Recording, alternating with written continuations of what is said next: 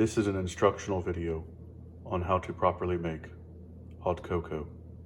First, you need a pot. A pot like this is good. You can hold enough liquid to make 2 large cups and maybe even more. The next thing you will need is milk and cocoa. This is milk and hot cocoa. Not any milk. You must do whole milk, and it must be organic because it is better for you. And not any hot cocoa. You must use good hot cocoa. This is good hot cocoa. See what I mean? Nice chocolate flakes. They flake.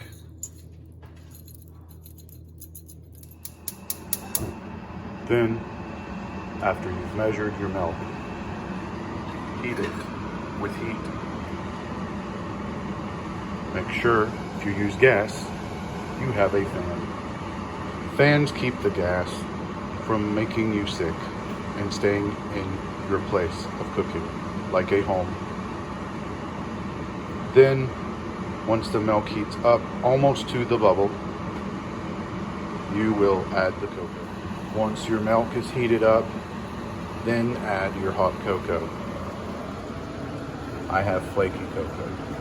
6 scoops should do, 3 per cup. There might be instructions on your container.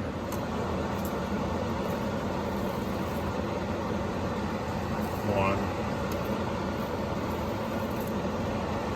2, 6 scoops. Then use a whisk and whisk the cocoa until it becomes melted chocolate combined with hot milk.